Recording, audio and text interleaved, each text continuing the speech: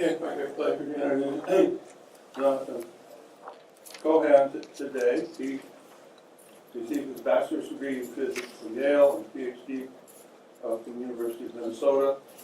He did his graduate work at NASA Goddard at the Laboratory for High Energy Astrophysics, a lot of things. He taught high school physics in Durham, South Carolina, with the University of Minnesota, and now is at Hampden-Sydney College in Farmville. I left out some of it. That's okay. What city is that? Farmville. If you ever want to go shopping for furniture, it's a great place for that. It's a small college town. It's about an hour and a half south of Charlottesville. It's I'm at Hampden-Sydney College, which is a small one of the very few small men's liberal arts colleges.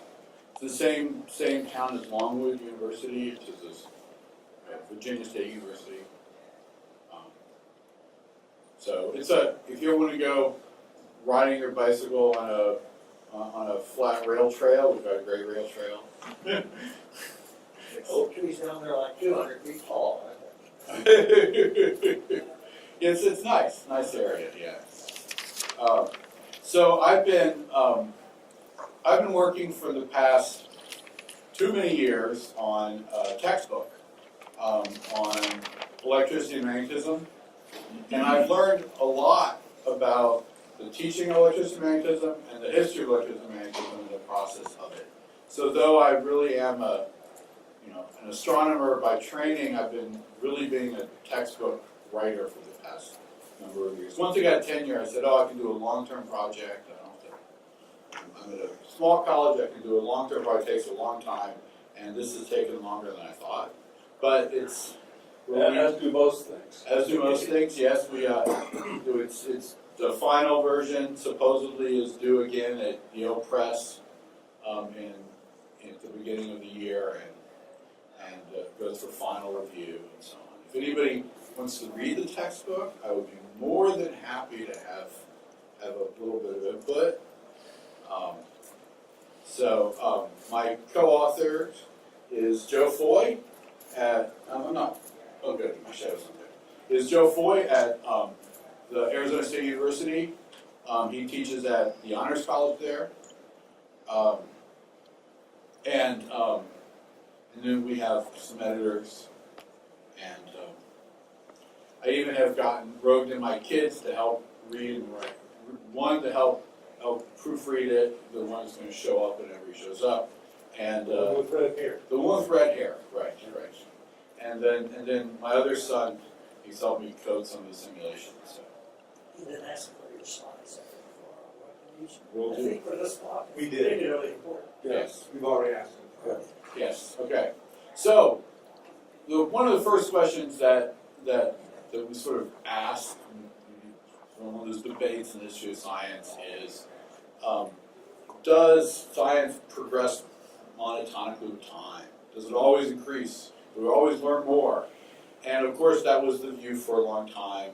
It's kind of true for electricity. I mean, people pretty much got things right the first time for electricity. There are a few exceptions that kind of prove the rule, like Galvani's idea of animal magnetism and animal electricity being the source of it. But Volta got this corrected pretty quickly, and that's not the view that's sort of the traditional, well now traditional. That was the traditional view. The Kuhnian view since the 1960s, Thomas Kuhn's, which is that people go bark up the wrong tree, and you solve problems, people mess things up, and we often do that as a field as a whole. Your classic examples are the way that the Greeks considered the heliocentric universe and the geocentric universe, and they settled the geocentric universe because it fit their data better. It was the right choice at the time. For a lot of reasons, right? Prevailing winds, the Earth spinning, high jumpers and long jumpers moving. They it didn't work until Galileo figured out that it had to work because of the phases of Venus, and then he had to figure out the physics behind it. Why don't long jumpers shift? Why don't we have crazy prevailing winds? And so that's one example. And another one is magnetism.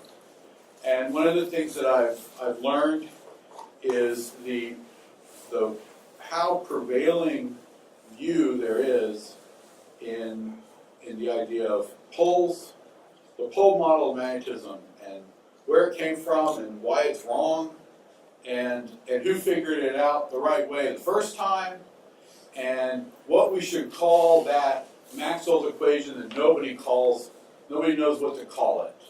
Del dot B is 0. This doesn't have a name, really, because every time somebody gives it a name, they realize somebody else gives a different name, and I'm going to argue that it shouldn't be called any of the things that anybody calls it, and it should be called something totally different. It's basically there are no magnetic monopoles. That's the monopole. Yes, that's the best answer, right? Is that, though it's usually called other things. So there are no magnetic monopoles. The first person to think about this was a long time ago. And so before we get to that, let's do a little fun history of the Crusades, okay? In 1264, the French Pope gave southwestern Italy to this French king who was really an up-and-coming, regional king because he married into a very powerful, rich family, a very rich wife. And he just had to come and take it by force.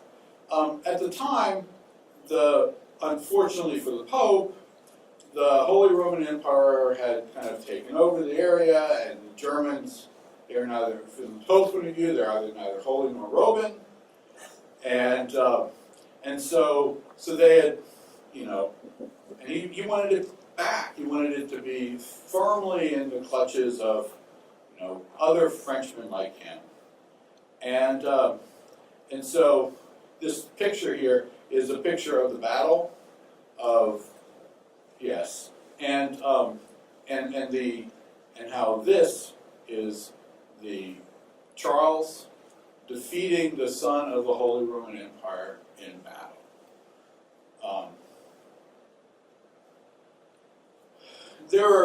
Afterwards, there are a number of revolts and things that were kind of, put down, but essentially, Charles was a good king. Here is a map. This is where the first battle was.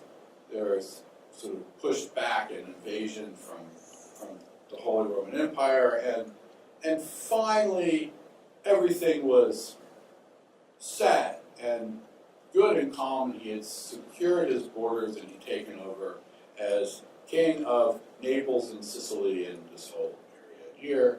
Eventually, they lost Sicily, but he kept Naples. Except for one town, that is Lucera, right here.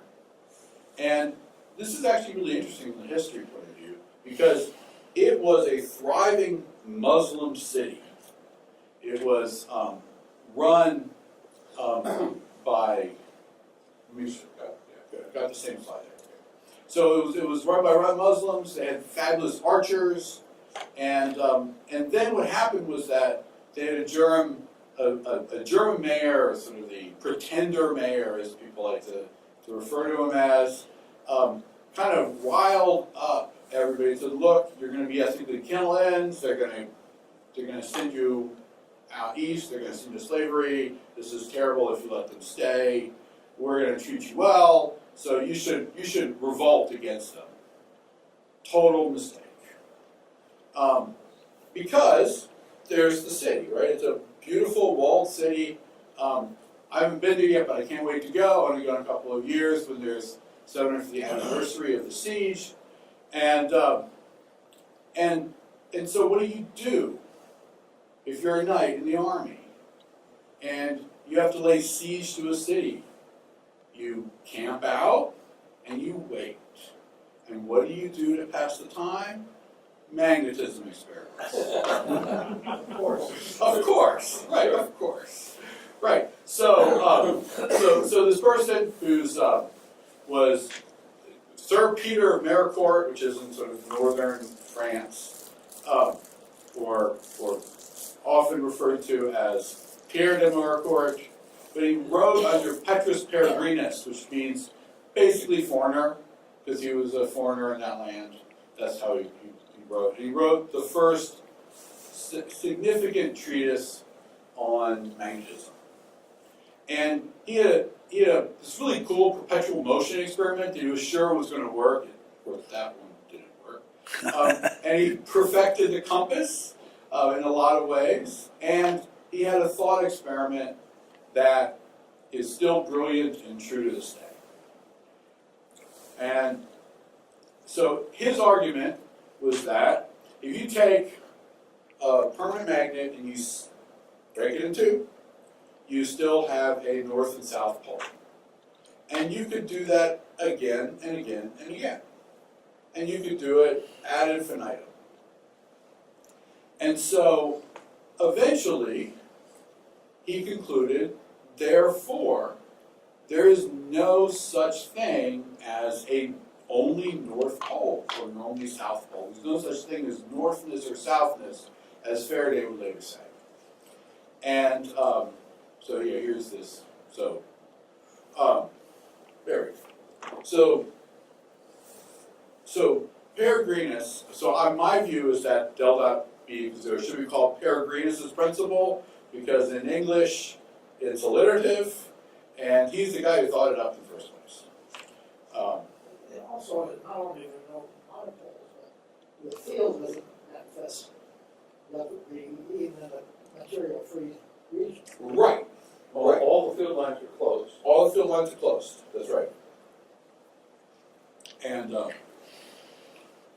so whatever happened to the city, Charles was actually a really good king. He was kind to it. He did not sell them into slavery. He treated them like, taxed them a little bit heavy for revolting. I kind of don't blame him for that. His son, on the other hand, excellently cleansed the region, sold them all into slavery, and by the end of the century, it was completely cleansed of any Muslims in the whole nation. So I guess Sir Peter could pick his king, but maybe not his prince pretty well. So we don't know what happened to him. There is this hospital for wounded knights in Naples. And who knows? We don't know what happened. He might have died. But we do know that his best friend, he gave his treatise to. His best friend brought it back to northern France and had it published. And then it went into all of the major libraries of the day. Peregrinus was one of the very first graduates of the University of Paris.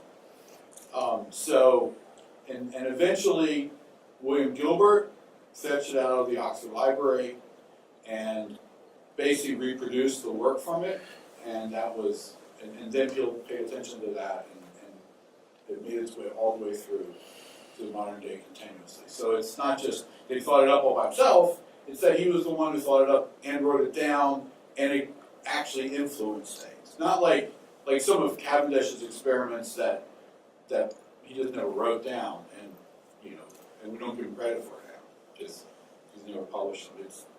He published it, first one is published. So fast forward to Coulomb in France, and he came up with his law about charge, and he had a system that you can measure these things that's kind of similar to the Cavendish experiment. And he had a similar idea about magnetism. His idea was that magnetic poles work just like charges. They move around. You get polarization. And you induce polarization in some ferromagnetic material, and it works the same way. He had a hard time finding out where the pole was, if there was an inverse square law. But But pretty much it works out mathematically pretty well. And then later on it was shown to work out mathematically perfectly. If I'm in the way, I'll move. And so what I like to think about with poles, just from a purely pedagogical point of view when I'm teaching, is there's sort of two kinds of poles, right? There are the kind of poles that are like current poles, where you have stuff moving in and out. This source electric field, those kind of poles, they don't exist except in aggregate. So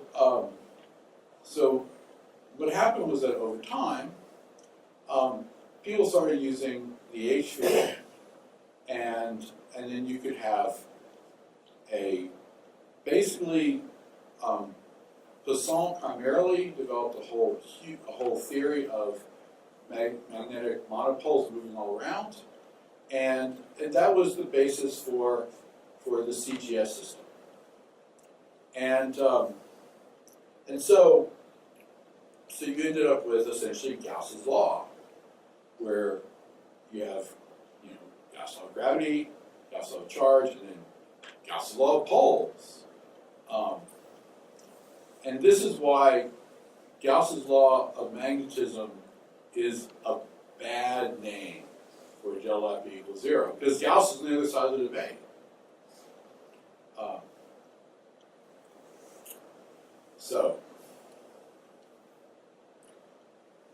The type of things that we still use this for, of course, are geology, modeling the surface of the Earth. It's a lot easier to find a scalar potential than using the vector potential, and if you define some sort of scalar potential for gravity, you get this, and then people do the same thing for magnetism. It is terrible from the point of view of a conceptual model for students, and because poles don't move. There is no such thing as pole density and things like that. So, there we go.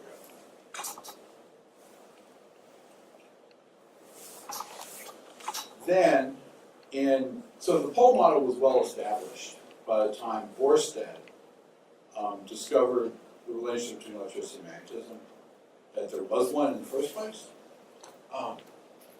And that brought Ampere in to come up with his loop model. So now you have two models about matter. One is that you have poles that move, and the other is that you have current loops. And at that point in time, one would think that people would have stopped and figured out which one it was in the early 1800s, right? You would think that. But that wasn't the case. There were a lot of problems with Ampere's current loop model, and that were not a problem with the pole model, even though the pole model is the worst turn off. So the biggest problem with the loop model is that magnets attract steel. Okay, that's the biggest problem. If you're trying to explain ferromagnetism and you want to explain it from a classical point of view, it doesn't make much sense. You would expect everything to work like superconductors do now with superconductivity. You expect that a magnet would repel, and that's the way it would be. But they weren't discovered yet, not for another 100 years. And so from the point of view of modeling the attraction of a magnet to steel, the pole model worked. The current loop model didn't work. And when we get the wrong answer for the right reason, that's when we get misconceptions. That's when we go up the wrong tree.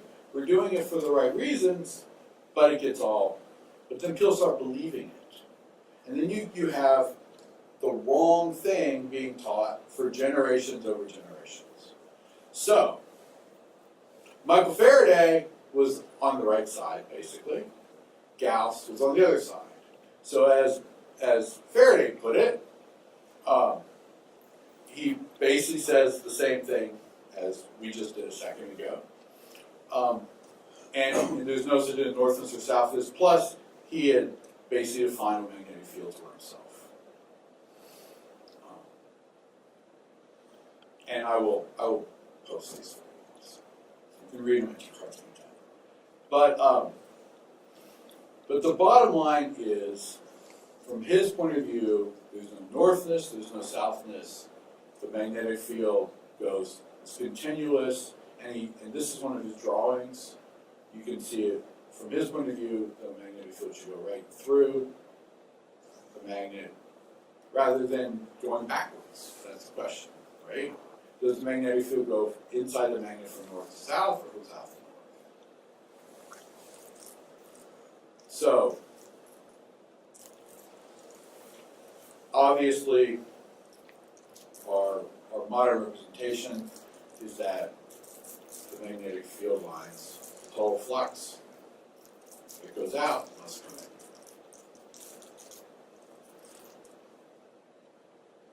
Uh-oh. Nice landscape. Great. While it lasted. Yeah. I was.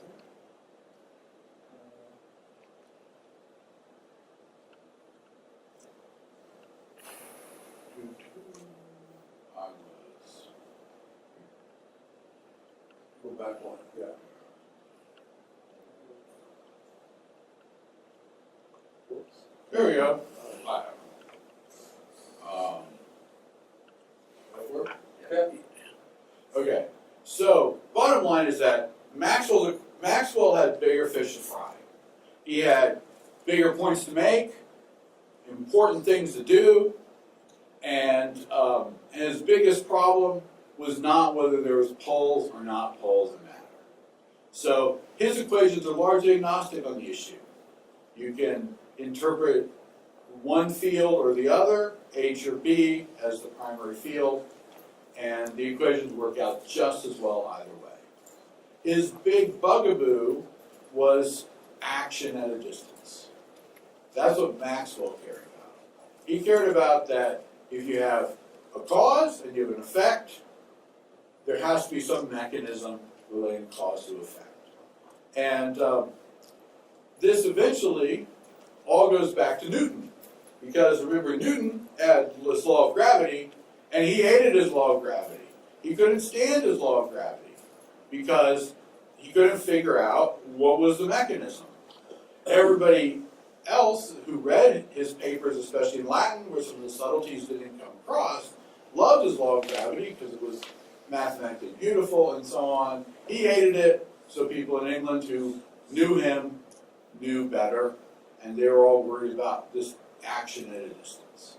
So basically, Maxwell's approach was that matter was the intermediary, which is basically the same as Faraday thought. He just took Faraday's physical ideas, mathematized them, and so he imagines that you have some sort of cause, which is your let's say your change in your charge density, and then you have some current, and then you have some sort of effect, which your currents then are cause H, which then matter turns H into B, and this is kind of the way he sort of envisioned it with this four-field approach.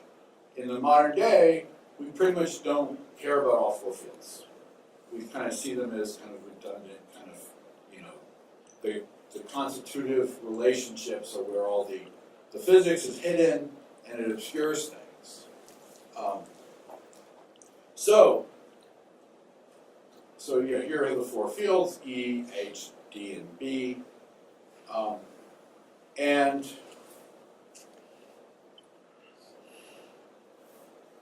so basically, he instead has this bigger fish to fry, which is the action at a distance. He is trying to figure out where light came from, what is light, has it happened, and he has an important point to make, which is that light is a wave and it propagates through a medium, and the ether exists. And if you read the end of Maxwell's, Maxwell's treatise, that's his primary point, is to argue for an ether. That's his primary point. Later on, Hertz, when he verifies essentially his whole laws, says, well, Maxwell's theory is what his equations say they are. And that's Hertz's view. It's very practical. And so, but that's not necessarily what Maxwell thought. And then, as we all know, as some of us know better than others, we have Albert Michelson came by and figured out that the ether does not really exist.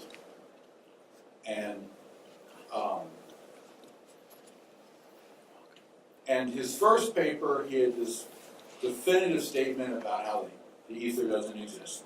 And the second paper, after the first one was largely ridiculed, was very much more sort of nuanced and toned it down as he matured as a physicist. I thought that was interesting. So he and Morley then puts a relative velocity of Earth and the ether after basically, and this kind of basically threw away the idea that maybe the Earth drags the ether, this ether drag idea.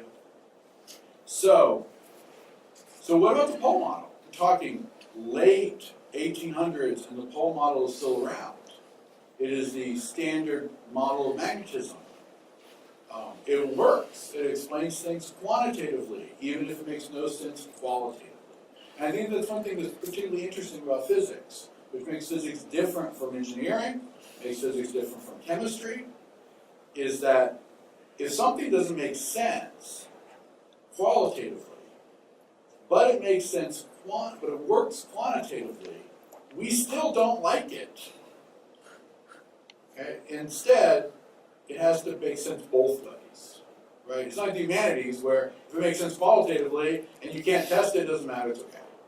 Right? That's kind of, yeah. Who are the figures in the? Oh, yes. Here we have Albert Michelson, Morley. Yeah, this is my own little collage. And then down here you have Gauss and Maxwell. That's Maxwell and then Gauss. So yeah, those are my little visual jokes. And Engineers don't seem to care so much if it doesn't make sense theoretically. If it works practically, that's good enough. that's right, and often they're right about that, right? Because it works better. Things that work better practically. I mean, look at it this way: our whole time system is based on what? The Gregorian calendar. The Gregorian calendar was funded. Our time system is based on Babylonian measurements. Yes, and refined, right, Babylonian measurements, right, exactly, totally right. Yeah, that's why we got LCAs. Right, and the last time it was refined was under Pope Gregory. All this stuff was before the heliocentric model was assumed. I mean, it was all based on a geocentric model, and it works fine, right? So why mess with it, right? It's the same idea, right? So, but us physicists want things to be right both quantitatively and qualitatively. It's just, it doesn't sit well with us.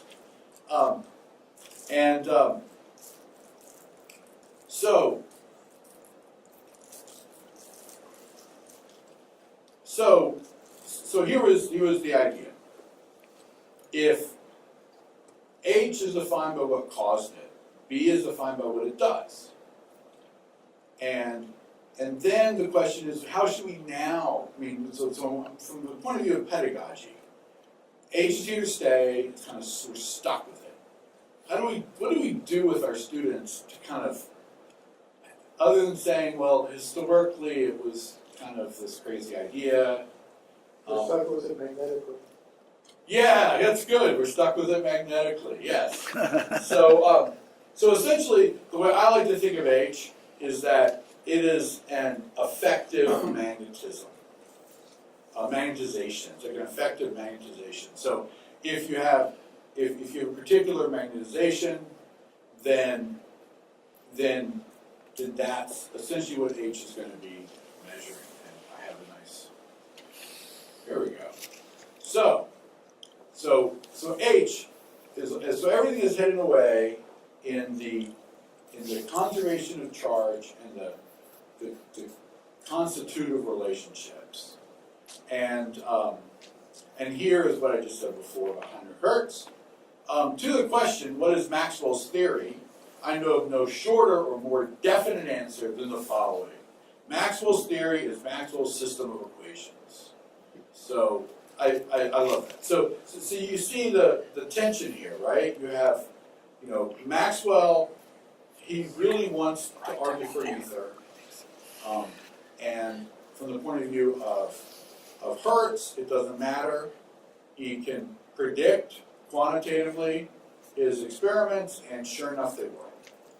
And very quickly, you start having a much more robust field of electrical engineering and magnetic engineering, all based on the electricity and magnetism of the day. Einstein eventually kills the theory of the ether.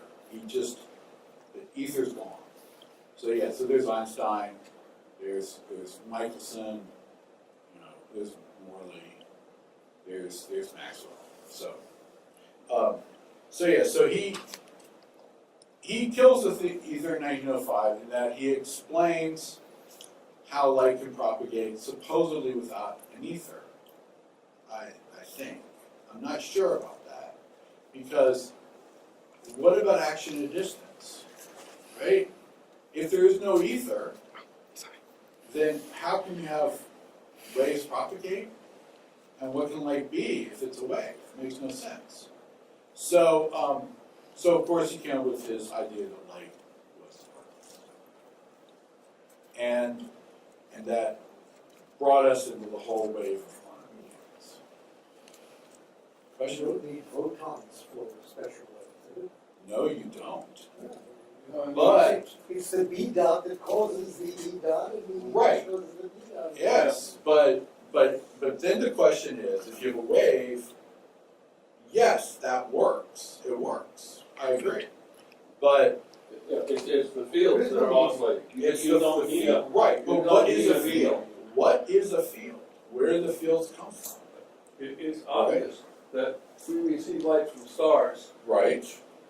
I agree. So yeah, this I think is absolutely fascinating. The whole history, right? Right. So so think of it from his point of view. He's saying, okay, we still have these fields that are oscillating. Well, what is a field anyway? I mean, it's some relationship we don't know about between cause and effect. At least that's where it started. Right? That was Faraday's idea. Was that okay? There's some cause, there's some effect. We need to make up a field to go in between. In the vacuum, the field is the reality. There's nothing, Yeah. no material substrate. That's you. I think you've hit on the idea, right? And that's why we can observe distant stars. Right. Is that true, or is that not true? I mean, according to Feynman and all of them, right? Everything's particles. So I mean, is everything a particle? Everything a field? I don't know. I have a hard time believing that things are both particles and fields. I'm more like Einstein in that way. I think that there's something hidden that we don't understand. Question?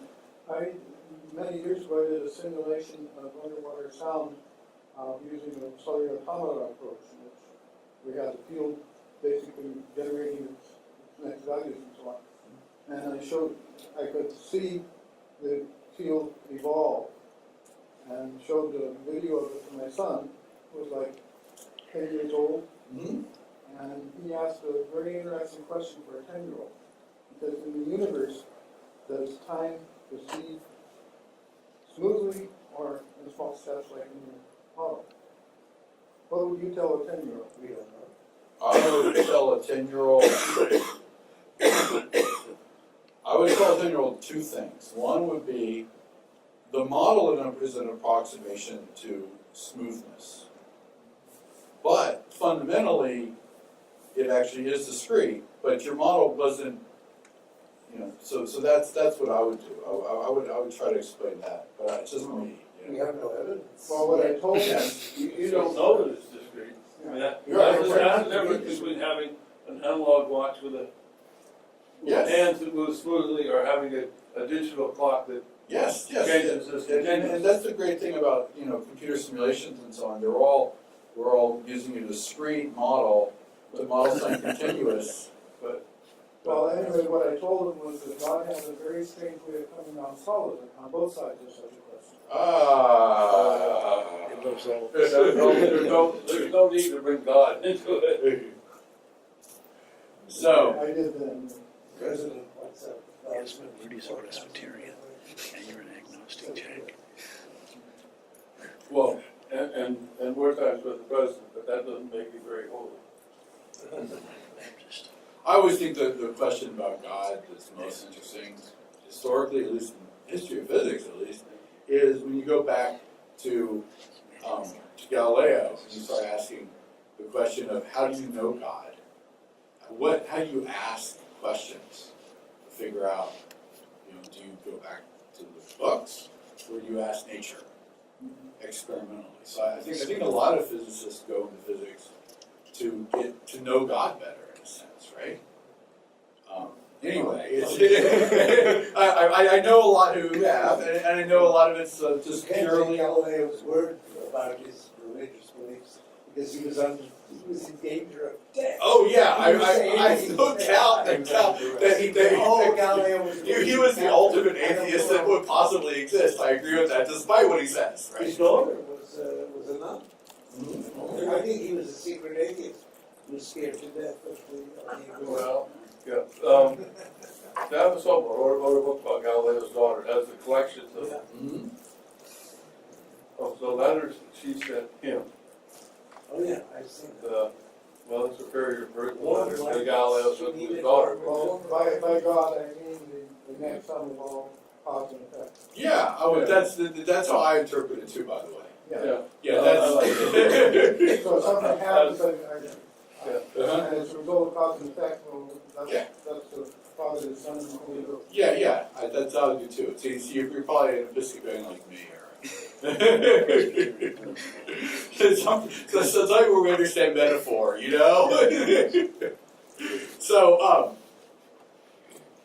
So, where were we? So, there we go. We just talked about that. So, yeah, spooky action at distance. So whatever happened to the pole model, eventually, you have these, there were two different experiments. One was Einstein and de Haas experiment, and the other was the Barnett effect, where basically the idea was that if Ampere's model is right, and you fundamentally, what makes magnetism is some sort of current loop, whatever that is, whether it's spin, quantum mechanical, whatever, there should be an associated angular momentum with it. And so there have been, so the 1915 paper and around the same time, where basically they take a chunk of steel and they magnetize it, and then sure enough, they can measure forward on it. And that definitively came down toward Ampere's model. And that was in 1915. Does that agree with in its direction? Yes, With the electron flow, or is it all the same? the electrons are negative, so yeah. So the current's opposite of the electron velocity. So if you, it works, yes. Many times. Yes. Yeah, Yes. Franklin got it wrong. Well, Franklin knew that he was, I don't know, that's a good question whether Franklin got it wrong or not. The assigning Electricity had been united. Yeah, positive to, it was purely arbitrary from his point of Yes. view. And sure, it turned out later, I mean, all of us who ever have taught, introductory physics are like, yeah, the electrons go this way, and the current goes this way, and it's like getting bills in the mail, the money goes the other way. So, right, the bill is negative money. Right, so yeah, every physics teacher in the world wishes that Franklin had picked the other way, but It was done. but it was done, but I'm not necessarily sure that there isn't complete symmetry. I mean, in the sense that the universe we happen to live in, right, has negative electrons, and so yeah, I mean, And at the end, alternative universe. yes, Well, yes, plus you give a beam of protons, Yeah. right? Now the interesting thing is, Anything back to the other way.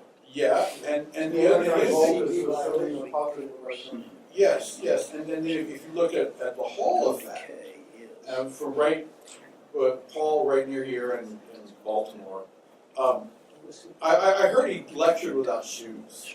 Really? Yeah, I don't know, I haven't read it anywhere, I heard it, and I said, oh, that's cool, I like to do that too sometime, and so I thought that was neat. So anyway, I don't think it matters. yeah, it doesn't matter, but when he measured the Hall effect, sometimes the negative flows and sometimes the positive flows, right? And it's a quantum mechanical effect. So depending on your valences and so on, you can have it appear that it's the positive that's flowing. And the much more details of the quantum mechanics I can't give you, but it has to do with holes and numbers. But in an ordinary electric circuit, the whole thing, Yeah, it depends on the metal. the carriers are electrons. Yes, but it depends on the metal, right? You have holes. Right. If you do the whole experiment, sometimes the voltage, the perpendicular voltage is sometimes one way from the other. Usually, it goes in the way that the negative, normally ordinary copper wire, but depending on, Sure. right, it can appear the other way because of the valence electrons and so on, right? So sometimes it feels like holes are going the other way. And and then of course, later on, spin's measured and the relationship between the angular momentum and the magnetic moments of electrons.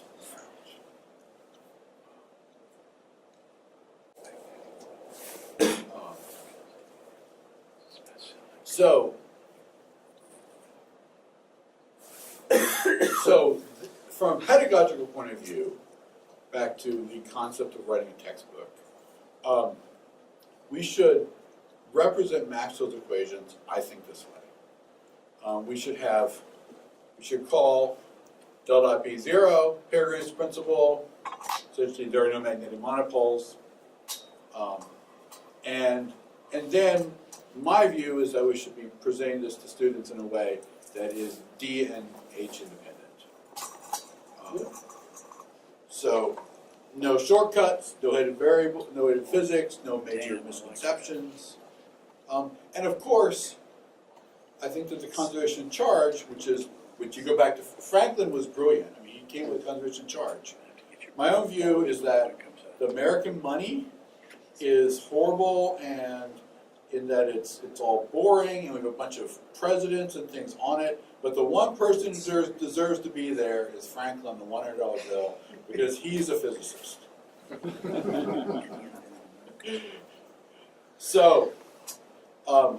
So this is a very good reason to abandon the CGS system, which despite certain beauties about it, like the speed of light being the primary constant, much of the CGS system is based on pole density. It was all based on the pole model. And that was the real split. That's why we have two systems. One was the continental system of electricity magnetism, one was the British system. One was picked up by the engineers, one was picked up by astronomers, theoretical physicists, and so on. And it turns out the ones that was picked up by engineers turns out to be, ironically, right when it comes to pole model. It depends on whether you want to study one particle at a time, or whether you want to study a whole collection of particles in a current. Right, but the idea that you would have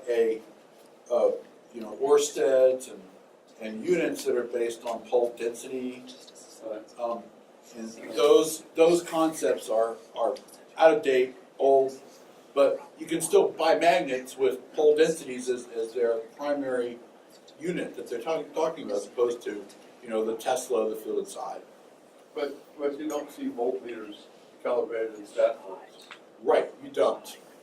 So I'm a big, being an astronomer, I was always biased toward the CGS system until I started writing this book, and now I'm totally the other way around.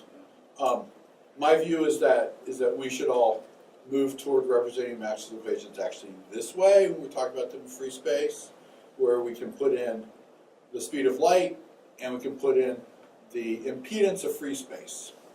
And then we don't have to deal with properties of the ether, which are mu0 and epsilon0, which are that's the history of that. They don't require any ether. Yeah, but that's the history of it, right? C square should. Yeah. So then, and yes, you should have C's, and so I personally like to write it with the impedance of free space. That way, everybody knows that you're kind of modeling free space as if it was something, even if it's not. By something you mean an ether. An ether, exactly. Now there is, there is a really compelling argument by this historian of science. His last name is Whitaker. I forgot his first name, but he's written a number of books in history of science, and he argues that we should we should never abandon the term ether. Is what he argues. He says he has this whole history of the ether and so on. And the first book is all about what we're talking about here, and the second one is all about particle physics. And when you think about it from a history of science point of view, people like Lorentz were measuring ethers and electrons, and the electron was a property of the ether, and they're basically particle physicists. That's essentially. They were the particle fields and so on came from them. They were the early versions of that. And so this historian of science, Whitaker, argues that the ether should have been a term like atoms or something, where the term's been around for forever, it sort of refers to something, but what it refers to changes over time. It's no longer a substance, it's the fields or it's the particles, and we can fight about those. But his argument was we should still call it the ether. Yeah.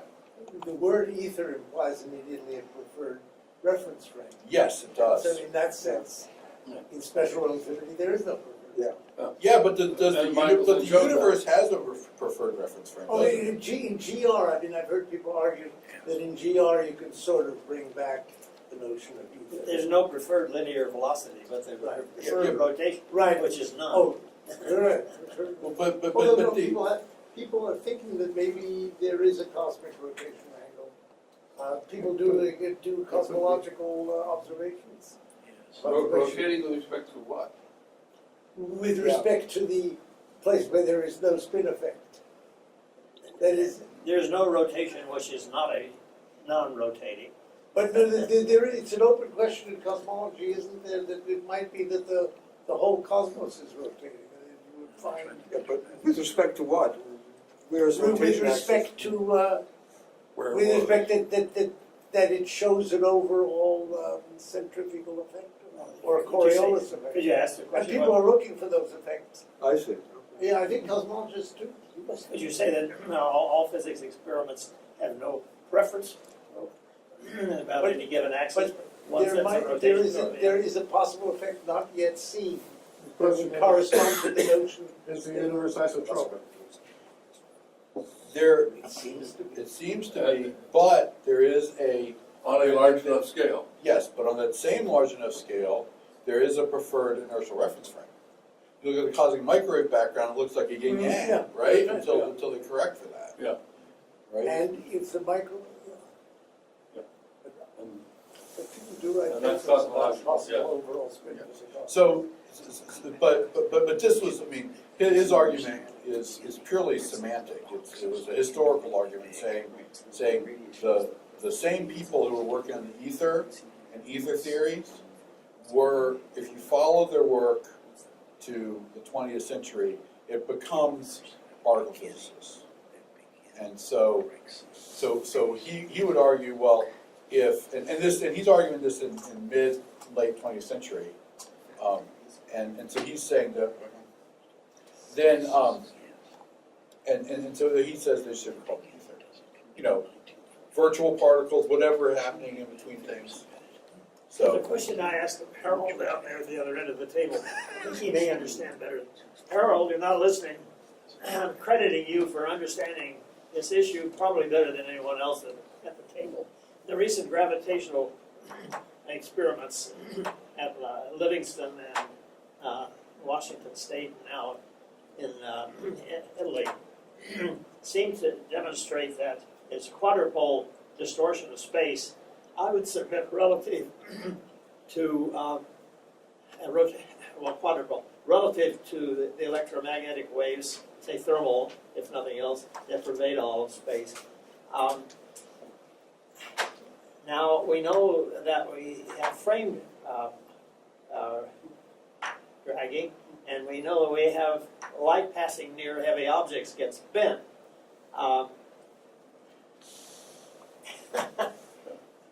Is it that electromagnetic waves don't resolve the issues I've raised, if you can? I think we better let Jonathan finish his talk.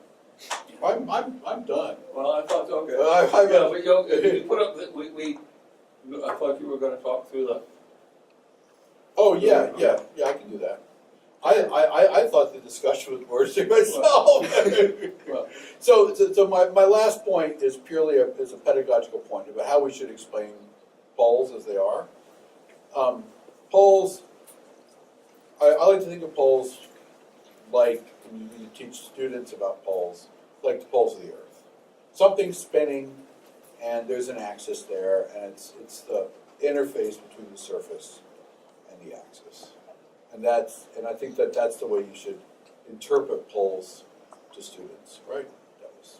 and the Earth's magnetic field is predominantly a dipole. Yes, predominantly a dipole. With small amounts of higher harmonics. And a lot, right, and now and then the interesting thing about those higher harmonics is that we model them, geologists model them, using a pole model. And I mean, they essentially use the magnetic scalar potential, which assumes the pole model. But it reverses now and then while passing through a more complicated array. Well, Yes. I one time I had charge of the magnetic field models at Goddard, and all of the components, but predominantly the higher order components of the Earth field, change with time slowly. So you're going to use a magnetic field model, you need to give a date. You do have a source for that magnetic field. Yeah. And of course, you can explain almost any field that is the dipole, the almost dipole, as a succession of poles. Yeah, There's but also the my ring point current that is you could simply, follow. yeah, exactly, my point is simply that had Gauss, for example, started fitting his magnetic field models without a pole model, he would have used the vector potential instead, and it would have worked just as well. But what, you have the statement? Gilbert. There is no dipole in gravity because the charge to mass ratio is 1 in gravity. So that kills off the dipole in GR. Okay? Now there is no monopole in magnetism. There are only charges. right? There is a perfectly satisfactory quantum theory for electromagnetism, the strong force, and the weak force. There is currently no satisfactorily universally agreed theory for gravity, quantum gravity. Strings probably aren't it, but maybe I'm prejudiced. I do have one string book, but you know that I believe in the discreteness of the fabric, which you were alluding to in your statement. But we'll have to wait to see which way experiments turn out. Yeah, the discreteness of space resolves another problem. You've got, Rudy's. Rudy has a question. Well, Yes. yeah, there is one distinguished pole, that is Copernicus. And it's fortunate for us that he preceded Michelson Morley, because if they had come up with what they found first, we would not have been able to get a word in edgewise that the Earth was moving.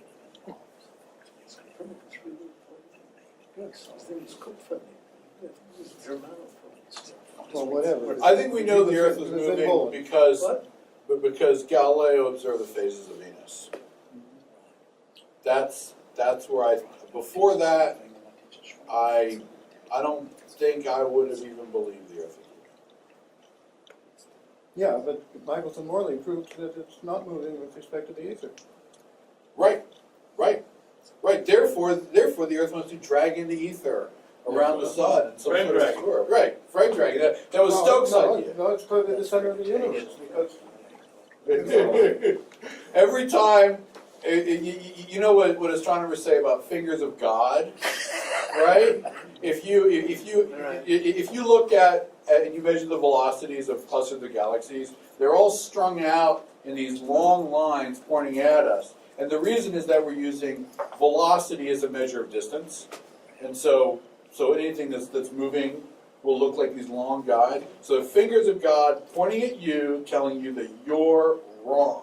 It's the same wrote thing. about the fickle finger of fate. You can imagine which one he had in mind.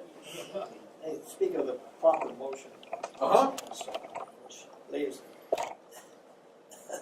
some things out. How many people here have astronomy as a background? Don't you? No. even though I'm you a could start space positive physicist. That's.